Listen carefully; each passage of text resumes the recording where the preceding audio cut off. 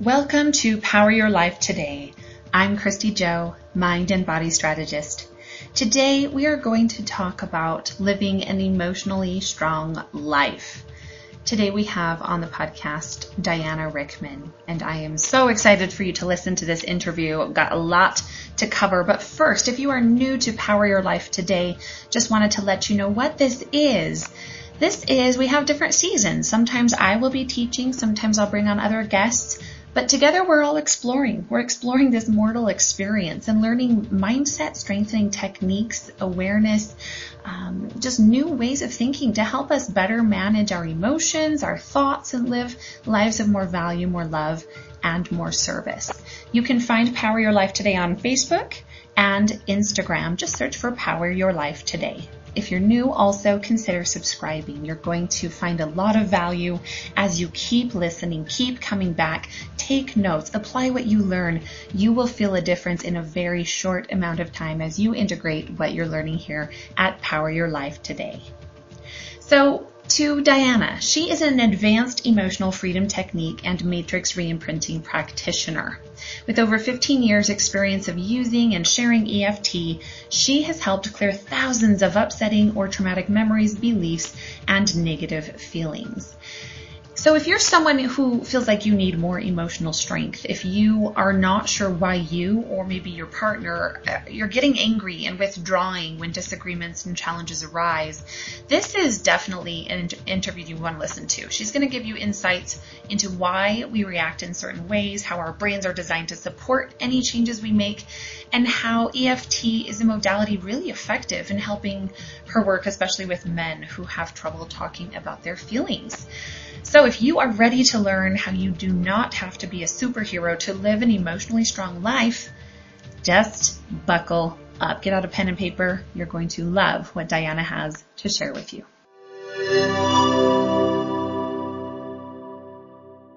Tell us how you first came to that point where you thought, wow, I keep talking with men, and it seems like this theme keeps coming up. Yeah, that was an interesting one because it wasn't the men I was talking with, it was their wives or girlfriends or mums. Okay. And so I would meet with them maybe at seminars or presentations I'd give, and they'd say, can you work with men? Do you work with men? Would this work for men? You know, as if they were some sort of different species, you know, and then they would tell me about the problems that they had, but as a result of the things that the men in their life were going through. And as a mum, obviously you would be worried about your son perhaps who's gone off to university, and the phone calls maybe, you know, you're getting this sort of sense that they're feeling a bit isolated or depressed, and the same was happening then with women about their partners. Maybe the relationship wasn't going well. My partner's always a bit withdrawn. I think he may have depression, or we just don't talk properly, or he gets angry. So most of my referrals to start with, and actually still today, come as a result of either men being told by the women in their lives that they need to come and see someone, or the women seeing me and then going home and talking to the men in their lives and saying, maybe you want to contact somebody. I've seen this lady. She might be good. Right. Okay, so a few things to unpack here. I'm curious about how men respond to their wife coming home saying, I found this fantastic woman, Diana, who does emotional freedom technique, and it's going to change everything, and I want you to go see her. What does the man usually say to that? Okay, so for those of you who don't know what emotional freedom technique is, it does look rather wacky, and it does rely on you accepting that we have acupressure or acupuncture points in, on, around our body that will, if they're activated in one way or another, either by needles or by using the pressure of your fingers on them, that they will help you to feel calmer and more able to cope with things. So if you get that out of the way, then the next thing is what they'll ask is this like proper counselling? Well, am I going to have to talk about my feelings? I don't want to go over that old stuff.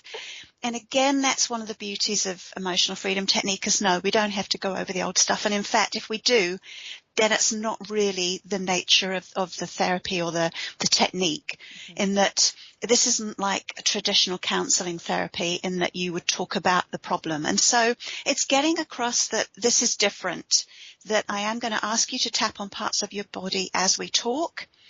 But also I'm going to take the memory or the story or the problem that you think you have, and we're going to rip it apart into little pieces. We're going to dissect it. And often for men, they quite like that it's going to be very focused. They're going to be doing something.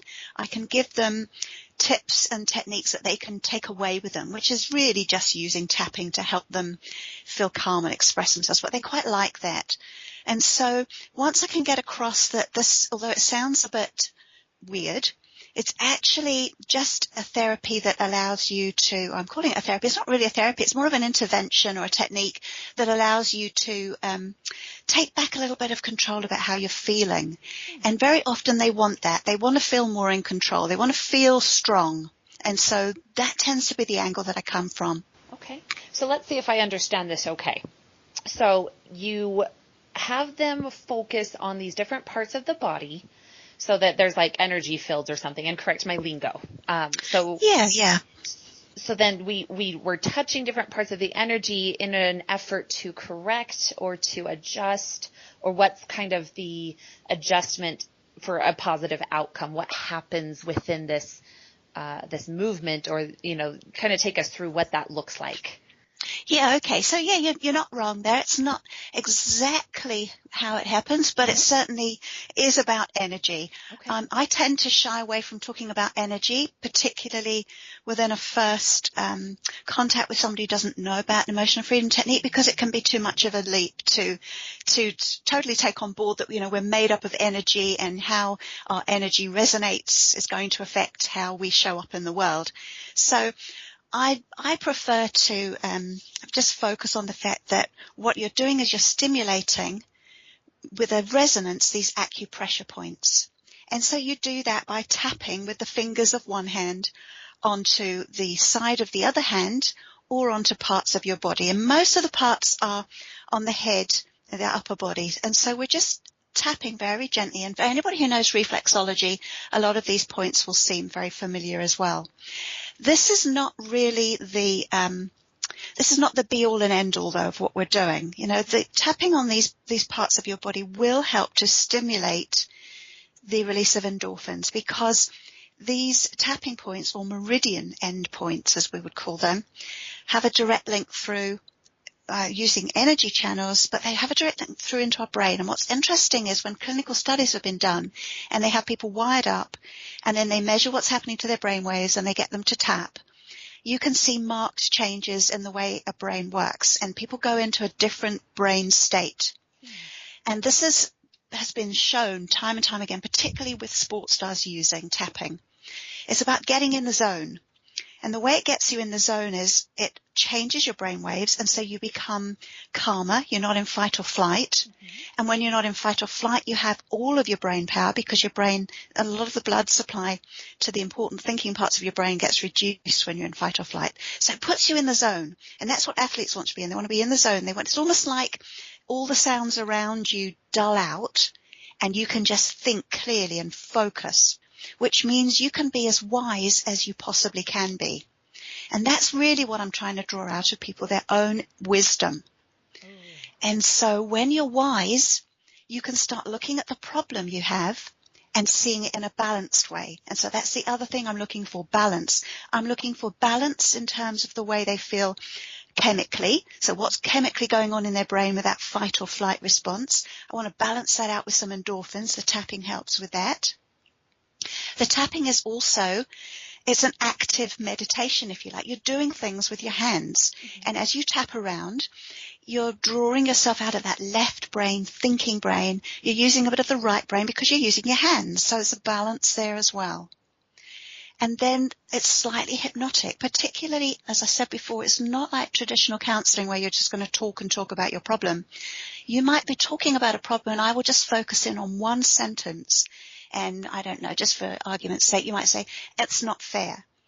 And that might be said as a throwaway sentence, but I'll notice something about the body language or the way it's said, and I think that's really important, that this is about things being fair. And so we might tap round and round saying the sentence, it's not fair, I don't think it's fair, I feel it's not fair.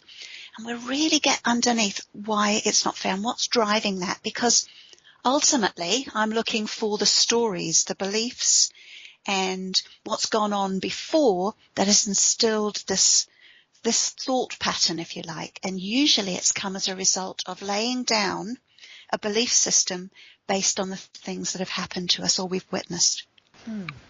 Okay, so the types of men that are going to really benefit from this way of dealing with emotions, like you said, not traditional therapy. You mentioned before about if they're trying to be controlling, that was in your bio, or they're blaming others. What are some of the signs of, this might be a good fit for this type of person? What are they dealing with, or what is their wife recognizing that they're dealing with?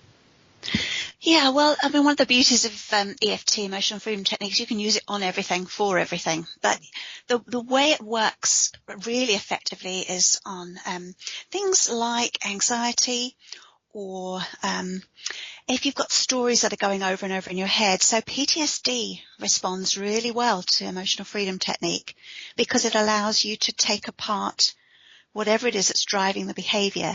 It's very good for obsessive or compulsive behaviors as well, or habits. And so mostly the people I see, they've developed a habit or a way of coping with things that's no longer supporting them. It's not working for them anymore. And it's also making it very difficult for them to fit into family life. And so very often what I see with men is that because largely we don't teach men how to express their feelings. We make it a very small bubble of how they're allowed to express themselves.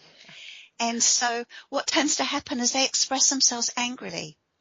And so they may actually become physically quite, they're expressing it through their physicality, through the way they are slamming doors or going out to the shed and throwing wood around, or I've known men who've gone out and taken down a fence in a paddock, and, so quite extreme, just raging, but trying to express how they feel physically.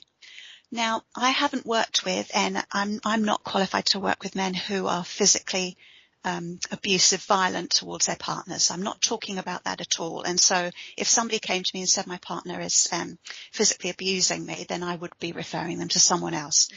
So what I'm talking about is men expressing how they feel, their emotions, in an effort not to cry. They don't want to feel weak. All they know is about being strong, and so they express these what are negative or debilitating emotions. They express them in a strong way, and that usually turns into anger, and very often the furniture seems to suffer. Oh, wow. Yep. They take that anger out. They've got it all bottled up. And so, like you said, it's a result of our experiences in life. And oftentimes, I think we all, if we're dealing with somebody like that in our life, or maybe we all are, we forget to look at the fact that there's so much that perhaps has been swept under that rug. We haven't learned how to deal with.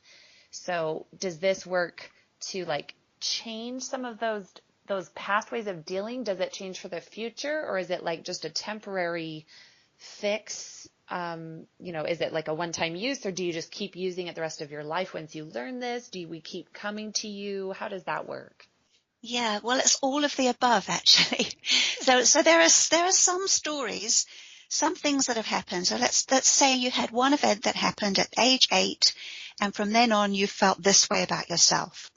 So we can use EFT to clear any of the emotional charge around that. So you can go from measuring it in terms of how much it affects you. You can say, it's a 9 out of 10, and we can make it a 0 out of 10, and it never comes back again. You always remember it, but it no longer has any meaning in terms of the way it affects you emotionally. Your brain stops obsessing.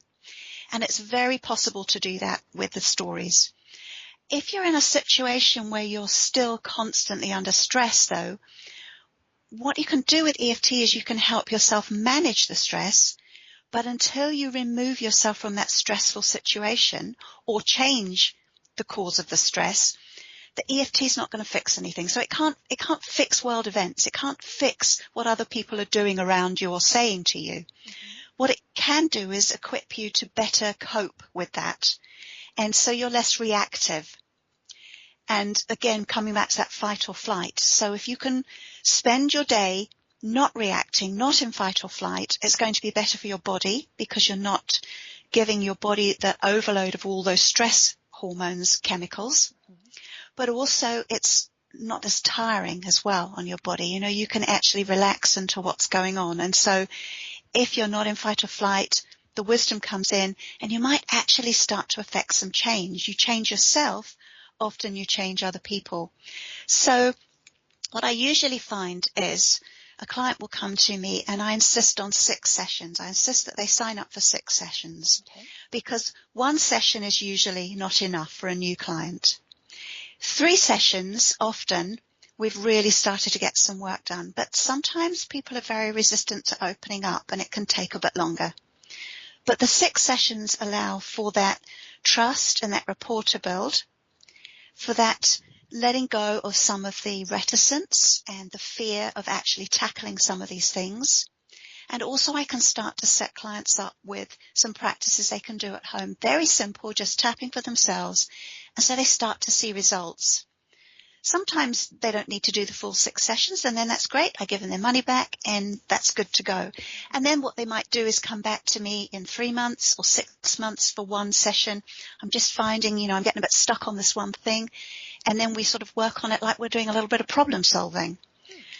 But, so it really depends on the reason and what's driving the need to come and see me in the first place.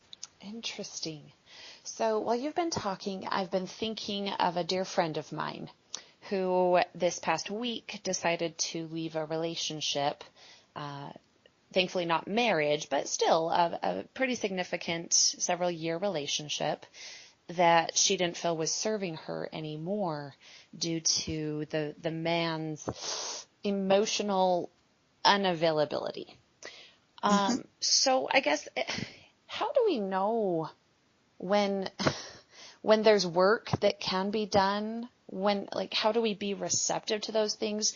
If you were talking to my friend, at what point has she explored therapy and other options? Is it like, oh, you just haven't found the right thing, versus this is not going to go anywhere and his behavior is not going to serve you, if that makes sense at all? Yeah. Well, obviously there will be some psychological conditions, things going on, which, you need to be seeing trained psychotherapists, or perhaps there's a need for some sort of drug intervention or something like that. So, without knowing your friend and knowing the partner, it's very hard to give specifics. But there are points where you've done everything you can for yourself and your partner's done everything they can, but your relationship just isn't compatible. You're just not, the 2 people together are just not serving, as you say. You're not serving each other. You're not resonating, or your energy together is not right. You want different things and you want it in different ways. And so sometimes it is about sort of stepping up, if you like, and saying, actually, what we had was passion and we had fun, but we don't have the basis for a long-term loving relationship. We're just too different in what we want. So there can come a point where you get to that. But I think to be able to get to that point, you need to get the blaming and the accusations and the self-doubt and all of the other stuff, not necessarily out of the way, but under control, so that you're being wise within that. You can look at it, and instead of having a discussion which is about, well, you did this to me and I did that to you and you make me feel this way, it's about, why does that make me feel that way? What is this triggering in me? Why is this making me react this way? And also taking responsibility for the fact that some of the way you're showing up in the relationship may be affecting how your partner is as well. And so I think the first thing you do as a couple is you just decide, I'm taking responsibility for how I'm reacting and how I'm acting. And that's all you can hope for and really expect of people, is that they take responsibility for that. And if they are, and then in amongst all of that, there's still love, but it's just not compatible, well, that's the way it is. But often what happens when we start taking responsibility for our own behavior, our own reacting, the relationship changes anyway, because we start to not put demands on somebody else. We start to not expect from them things that perhaps we haven't even voiced or told them we need. And that's been my experience a lot. But I mean, I do some counseling for couples as well. And this comes up a lot. Usually the first session is me sitting in the middle and refereeing. Well, it's sort of just like a niggling at each other, you know? Oh, It yeah. never really gets to blows, but it's just, yeah, there's a lot of, well, I don't do this. Well, you do, but you did this. And yeah, you know, and it's a bit like you almost want to say, children, just stop, you know? So it's not terrible. It's not, you know, nobody's being particularly nasty to each other in front of you, but they've lost that respect for the other person's sense of responsibility for their own actions and for their own responsibility for their own reactions and actions. Right. Well, and I love one of the phrases you used a bit ago. It was something around, it's not like, why am I, well, I don't know what it wasn't, but it was something around, why am I feeling this way? Yeah. Can you go back to that, like that phrase, if we can memorize that phrase and get good at asking ourselves that? Do you remember which phrase that was? Yeah, well, that's the thing, you know, you say these things, you can't remember what you said. I know, you're in the flow. I think, well, it's at the core really of what, when I work with people, it's that, you know, you take responsibility for how you're acting and how you're reacting. And so you ask yourself questions, what in me might be causing that reaction in somebody else? Yes. What in me is causing me to react in that way? What is this? You know, you use that word trigger, you know, but don't use it lightly, you know, and if you don't like the word I'm being triggered, substitute some other word. But at the end of the day, things press our buttons. We witness things, we experience things, somebody says something to us, and we react. And we don't react necessarily to what they're saying or doing. We react based historically on what's gone on before. You know, so let me give you an example of this. I would love that. I worked with, I mean, it's got nothing to do with men and relationships, but it's a really clear example of how our subconscious informs us. So I worked with somebody who wanted to know why they were very bad with their finances. They weren't managing their finances. They were working, they had money coming in, but they just never knew if they had enough. And they were fed up with it, and it was very stressful. And so as we worked together, one of the things they said was they really hate opening their bank statement, looking at their bank statement, and then they said, oh, and don't ask me to go to the bank. You know, we do a lot of online internet banking now, but this was a few years ago when going to a bank was still sort of a thing you had to do. And I can't go in the doors to the bank. And so we started exploring what that was about. And it came back to a memory of a story that they had around going into a bank with one of their parents, and it hadn't gone very well, and their parents were always struggling with money, and they'd had a particularly difficult conversation in there. The mum had come out and she'd been in tears. And so as a child, they had witnessed going into this imposing bank, talking to this person through the grill. Mum was in tears. So what did they decide? Banks and money were bad things. You know, banks upset my mum, and she couldn't do anything about it, you know. And so that's what they took on as a young child. And then going through their childhood and growing up, the money problems were still there at home. And so they took it on that money doesn't cause you money causes you unhappiness. Even having money, you know, even looking at money, it's not a good thing to do. We just ignore it. And that had developed more and more, and it just became a belief to the point where she then couldn't go in the bank anymore. You know, but she was a rational, reasonable woman holding down a good job, but she still wouldn't look at her bank balance, and she still felt sick, physically sick, when she stood at the door of a bank. So it makes you understand, I think, just how interesting, but also how debilitating those little memories and stories can be, and how once you start to dive in, dig them up and work with them, how you can start to change your behavior. Oh, absolutely. Well, and if you really think about that, so you can not undo, but reprogram, basically from here on out, create a completely different life for yourself if you're dealing with things that have been holding you back or really causing you to stumble and making your life less than a high quality one, that we can change that. And I think, helping our listeners open their minds to that possibility. Do we get stuck expecting the life we have and almost expecting to struggle, expecting to have problems? I would agree with you there. I think so. I think, it's very easy to say it, Chrissy, but it's actually about choice. You make a choice. You decide, am I going to stay as the person I am, or am I going to explore and see if there's a different side to me? Am I going to explore those other strengths I have? Am I going to nurture and grow those? And I think it's very easy for us all to stay where we are, because often it comes back to that old saying of, the pain of change versus the pain of staying where you are. Which one is the bigger pain? Oh, yeah. And it can seem really scary to change, really scary. But also, in fairness to us and our human brains, our brains like what they know. We're very good at setting up conditioned responses. That's what's allowed us to evolve and stay alive as a species. We're very quick to take on the negative, to spot things, and to stay risk averse. And so that gets in the way when we want to make these big changes.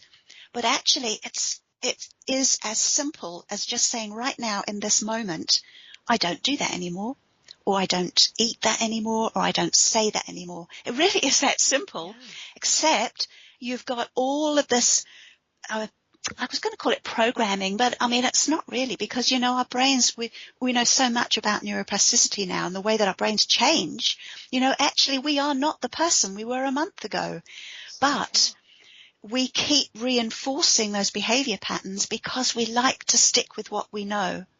And so the minute you try to change something, your brain's going to go, alert, alert, alert, this is different, this is new, we don't know what this is all about, and let's go back to the old, even if the old is painful or limiting and really making you unhappy, somehow you slip back into it again.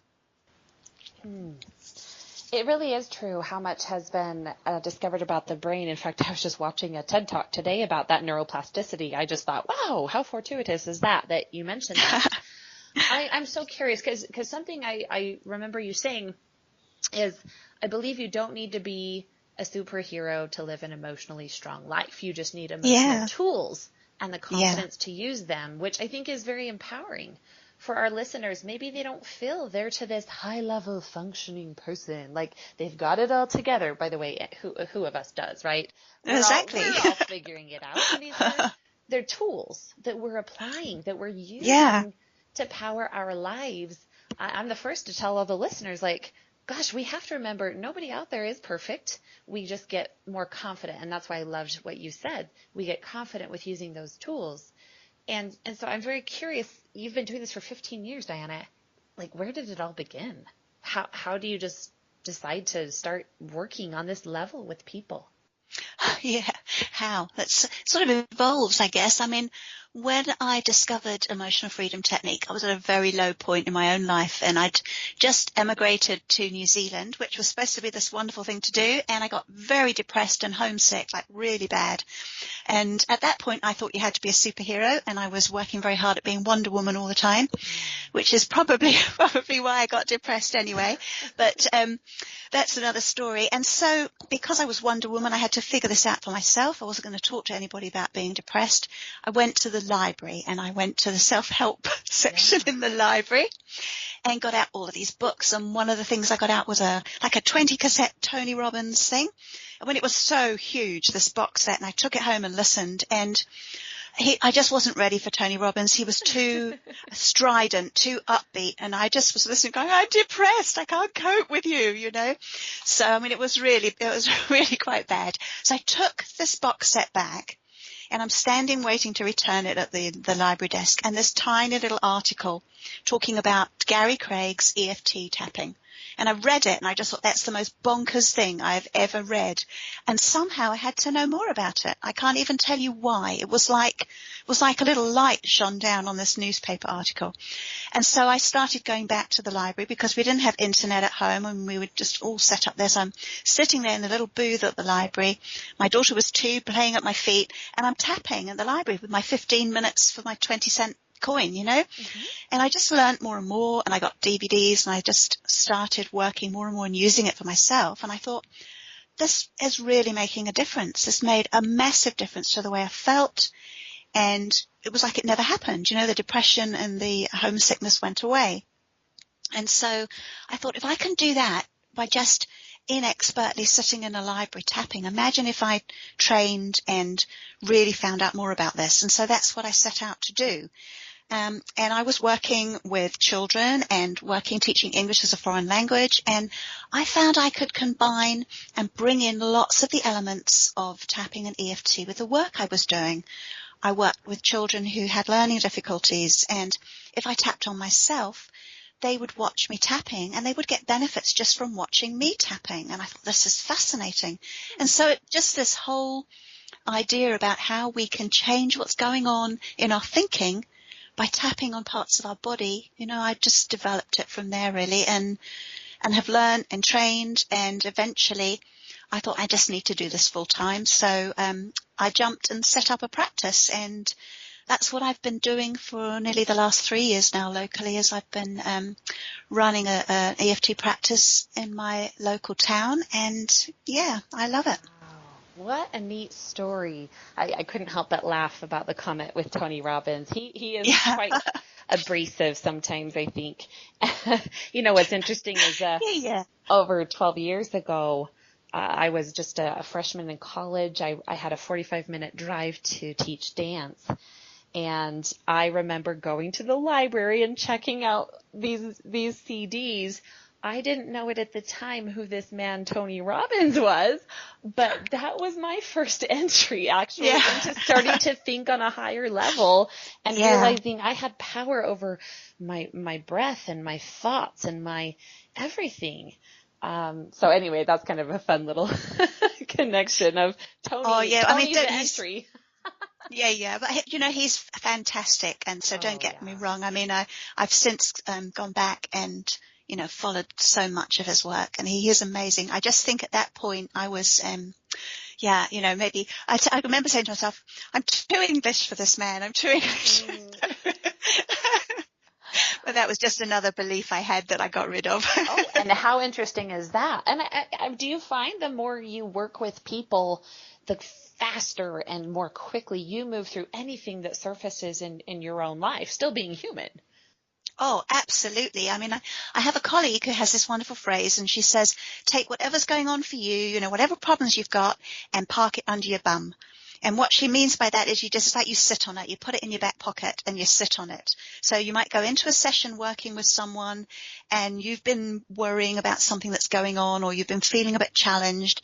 And I just say to myself, okay, so also I'm just going to have that as part of my subconscious, if you like, you know, that idea that you can work on your own things as you help people work on theirs. And it's absolutely true. Oh, so true.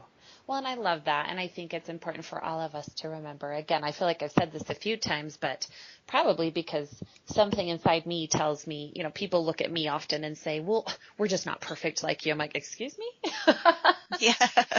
Remember, don't buy into these like personas you see online. Half of it is marketing and the other half is marketing. So yeah. So let's be careful of that. Well, Diana, you have a podcast, you have a free group, you have a gift for us today, a free download. Tell us about all of those places. Help direct our listeners to a place that might serve them and help them take that next step into learning. Yeah, so this is all quite new for me because, as I say, up to now I've been really focusing on my local practice, but I've just recently started pushing my coaching online, which has been really exciting to do. Yeah, and I'm loving doing that because it means I get to speak to people all around the world, and so I love that. And so to support that, I've set up a Facebook group, Your Emotionally Strong Life, and I'm just hanging out in there. Now, that group is for women, so I thought with the work I'm doing locally, mostly is with men, but I would enjoy having a little women's group there. So Your Emotionally Strong Life, you can find me on Facebook.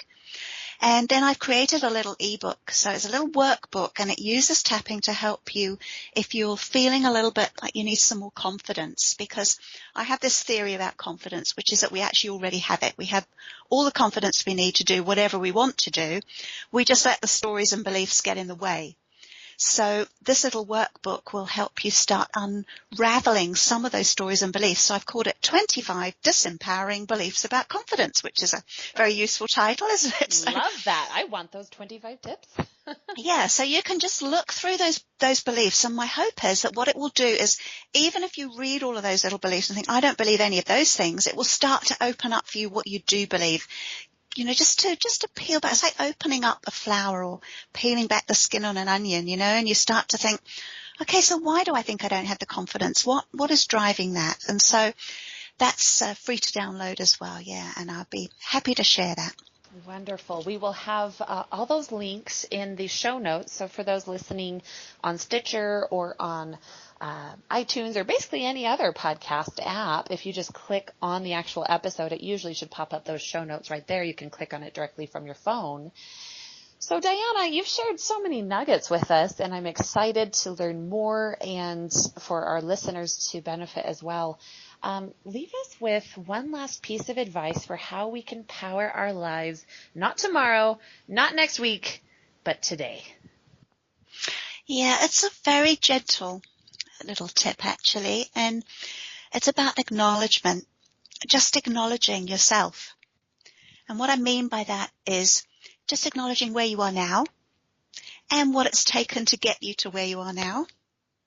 And then acknowledging the fact that you're noticing that and that you're willing to change and just take on board other ideas. It's just that acceptance, but mostly that acknowledgement of yourself.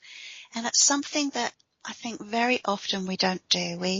We're very quick to acknowledge and cheer on other people, but we forget really to do it for ourselves. So just remember acknowledgement. Just every day. It's not about affirmation so much. It's just about saying, I did that. I was the best I could be today, and that's what I did. If this resonated with you, please share it with one person who comes to mind.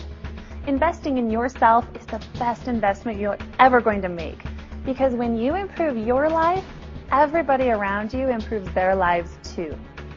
Subscribe to this channel so you are really sure to catch our next power session together, so you can continue to power your life to one of more service, value, and love. Until then, power your life today.